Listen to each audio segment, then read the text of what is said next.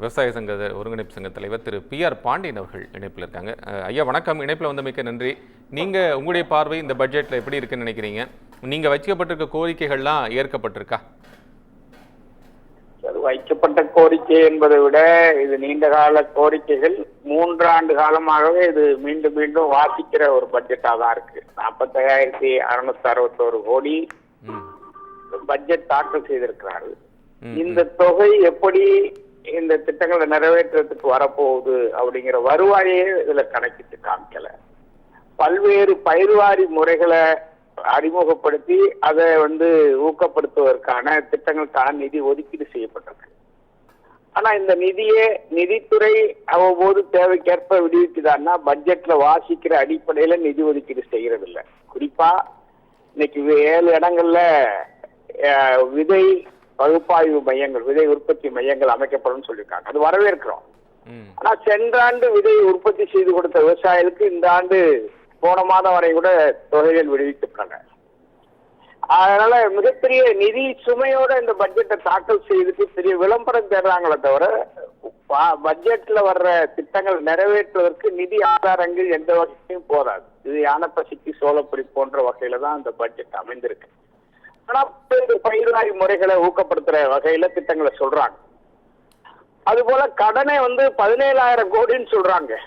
இது ஒரு மிகைப்படுத்தப்பட்ட செய்தியா இருக்கு.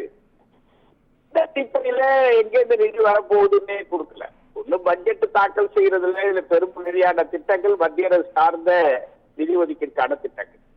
மத்திய அரசாணைக்கான நிதி ஒதுக்கீடு குறித்த அறிவிப்புகள் வருவதை தவிர நிதி வர்றதில்லை. அதை 3 தவணையா கொடுப்பாங்க, ஒரு தவணையை கொடுக்குறாங்க, பாக்கி 2 தவணை வர்றது இல்லைன்னு சொல்றாங்க. அப்ப அதுக்கான நிதியை பெறுவதற்கான என்ன முயற்சி இருக்கு? பட்ஜெட் அப்படின்னு சொன்னா பொது பட்ஜெட் தாக்கல் செய்யறதுக்கு முன்னாடி திட்டக்குழு நிதி ஆயோக் கூட்டத்தில் கலந்துக்கிறார் நிதியமைச்சரை சந்திச்சு பேசுறாரு. அவங்க நிதி கொடுக்குறாங்களோ இல்லையோ ஒரு பட்ஜெட்டுக்கான உறவு முறை இருக்கு. இப்ப அந்த அடிப்படையில் வேளாண்மை துறைக்கு ஒரு தனி பட்ஜெட் தாக்கல் செய்கிற தமிழ்நாடு அரசுடைய வேளாண் துறை அமைச்சர் இதுவரையும் மத்திய அரசுடைய வேளாண் துறை அமைச்சரையோ துறைகள் சம்பந்தப்பட்ட பல்வேறு துறைகள் இதுக்கு நிதி ஒதுக்கீடு பண்ணணும். உணவுத்துறை இருக்குது, ஜல்சக்தி துறை இருக்குது, இப்படி பல்வேறு துறைகளுடைய நிதிகளை பெறுவதற்கான முயற்சியை மேற்கொண்டு அதன் அடிப்படையில் இந்த பட்ஜெட் தாக்கல் செய்யப்படுதா? எதுவுமே இல்லையே.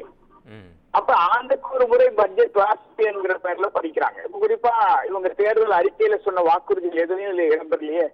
இவங்க 2,500 2021 நெல்லுக்கு தருவன்னாங்க. 4,000 இது 2021 தருவேன்னு சொல்லி தேர்தல் வாக்குறுதியை கொடுத்தாங்க. ஆனா இதுவரையில அதுக்கான எந்த அறிவிப்பு இல்லை. இப்ப இன்னைக்கு நாங்க 3,500 கேட்கிறோம் நெல்லுக்கு விலை கூட்டாளுக்கு. காரணம் இன்னைக்கு உற்பத்தி செலவு பல மடங்கு உயர்ந்து போச்சு. அதுக்கான எந்த அறிவிப்பும் இது இடம்பெறல. இப்ப சத்தீஸ்கர் மாநிலம் பிஜேபி ஆளுது. ஆனா அங்கேயே 3,100 ரூபாய் இந்த ஆண்டு விலை நிர்ணயம் பண்ணி கொள்முதல் பண்றாங்க. இங்க கொள்முதல் கொள்கையே தனியாருக்கு தாரை வார்த்துட்டாங்க. பட்ஜெட்டுங்கிற பேர்ல கொள்முதல் கொள்கையை தனியாருக்கு தாரை வார்த்துட்டாங்க. பட்ஜெட் தாக்கல் பண்றேன்னு சொல்லி தன்னைத்தானே பாராட்டுகிறாங்க. இன்னைக்கு எல்லாம் 10 அனுபவிச்சுட்டு இருக்கிறாங்க. ஆனா விவசாயியுடைய விளைநிலங்கள் முழுமையும் விவசாயியுடைய முகவரியே அழிக்கிற வகையில தமிழ்நாடு அரசு நில ஒருங்கிணைப்பு சட்டத்தை கொண்டு 2023 நிறைவேற்றினாங்க. அப்ப இந்த பட்ஜெட்ல அறிவித்தாங்களா நாங்க இந்த சட்டம் கொண்டு வர போறோம்னு பட்ஜெட்ல விவாதிக்கப்பட்டுதா? இல்ல தனியார் தமிழ்நாடு நுகர்வோர் கழகத்தை தனியாருக்கு கொடுக்க போறோம்னு இந்த பட்ஜெட்ல போனான்னு சொல்லப்பட்டுச்சா? இல்ல விவசாயியோட கருத்து கேட்கப்பட்டுதா? நாங்க இப்ப ஆட்சிக்கு வந்தா மதுரையில ஒரு தனியார் வேளாண் பல்கலைக்கழகம் உருவாக்குவோம்னு சொன்னாங்க. எந்த அறிவிப்பாதுல இருக்கா? இது கடைசி பட்ஜெட். இதுல அந்த அறிவிப்பு நிறைவேற்றுவதற்கான நிதி ஒதுக்கீடு இருக்கலாம் இல்ல. ஆனா பல்வேறு திட்டங்களை ஊக்கப்படுத்துறதா சொல்றாங்க. ஊக்கப்படுத்துற சொல்றதுக்கு எதுக்கும் தேவையான நிதி ஒதுக்கீடே கிடையாது.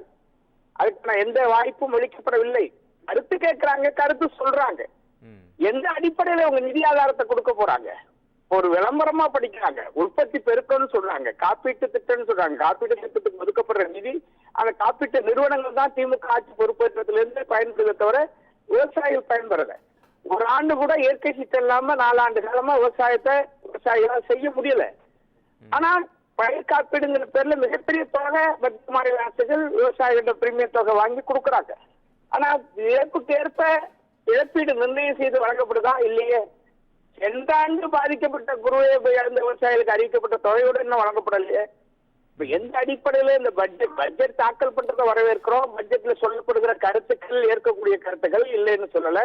பயிர்வாரி முறைகள்ல பல்வேறு பயிர்களை ஊக்கப்படுத்துவதற்கான பகுதிகள் அறிவிக்கிறாங்க. சந்தைப்படுத்துவதற்கு என்ன உத்தரவாதம் இருக்கு? நாங்க விலக வைக்கிறாங்க. ஒரு திண்டுக்கல்ல தக்காளி விளையிற காலத்துல தமிழ்நாடு பூரா தக்காளியோட தேவை அதிகரிக்கும்.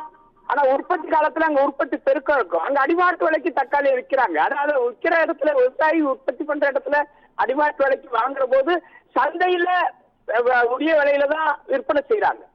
அப்ப அந்த உற்பத்தி செய்யற இடத்துல ஏற்படுற மிக உற்பத்திக்கான விலையை உத்தரவாதப்படுத்துவதற்கு இந்த பட்ஜெட்ல என்ன திட்டம் வச்சிருக்கிறாங்க? எந்த வகையிலையும் எதையும் சொல்லல. விவசாயிகளுக்கு கிட்டத்தட்ட தமிழ்நாட்டில் இருக்கிற விவசாயிகள்ல விளைநிலங்கள்ல 60% கோயில் குத்தகை ஆதீனங்களுக்கு சொந்தமானலாம். குத்தகை சாகுபடிக்கு தமிழ்நாடு அதை சொல்ற அடையாள அட்டையே கிடைக்காது. அந்த அடையாள அட்டை உள்ளவங்க தான் கடன் வாங்கலாங்கிறாங்க, காப்பீடு செய்யலாங்கிறாங்க, வேளாண்மை துறைக்கு ஒதுக்கப்படுகிற நிதி ஆதாரங்களை பயன்படுத்த முடியுங்கிறாங்க. 40% விவசாயிகள் அந்த அடையாள அட்டை கொடுக்குறாங்க. சரிங்க ஐயா, நன்றி. நீங்கள் இணைப்பில் வந்து பல்வேறு கருத்துக்களை எங்ககிட்ட பகிர்ந்துக்கிட்டீங்க. திரு பி.ஆர். பாண்டியன் அவர்களுக்கு மிக்க நன்றி.